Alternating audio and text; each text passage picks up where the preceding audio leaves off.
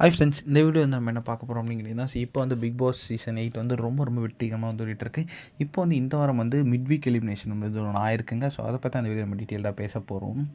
இப்போ வந்து big pass 8 சீசனோட கடைசி வாரம் வந்து இப்போ வந்து செம்ம பரபரப்பாக போயிட்டுருக்கு. மொத்தம் 6 போட்டியாளர்கள் வந்து வீட்டுக்குள்ளே இருக்கும் நிலையில் வந்து அவங்களுக்கு வந்து இப்போ வந்து பணப்பெட்டி டாஸ்க் அப்படின்னு வந்து போயிட்டுருக்கு. வழக்கமாக வீட்டுக்கு வந்து பெட்டி அனுப்பப்படும். அது வந்து போட்டியாளர்கள் விருப்பப்பட்ட எடுத்துக்கொள்ளலாம், இல்லைனா வேண்டாம் அப்படின்னு சொல்லலாம். இதில் வந்து முந்தைய சீசன் ஆனால் வந்து இந்த மாதிரி வந்து அதை லைட்டாக மாற்றிட்டு போட்டியாளர்கள் கதவை தாண்டி ஓடி வந்து அந்த பொட்டியை வந்து எடுத்துகிட்டு வரணும். இதுதான் வந்து அதுவும் ஒரு குறிப்பிட்ட டைமுக்குள்ளே இதுதான் வந்து டாஸ்க். அப்படி அவங்க வரவில்லைன்னா அவங்க வந்து ஆட்டோமேட்டிக்காக வந்து எலிமினேட் ஆகிட்டாங்க அப்படின்றத வந்து அர்த்தம்.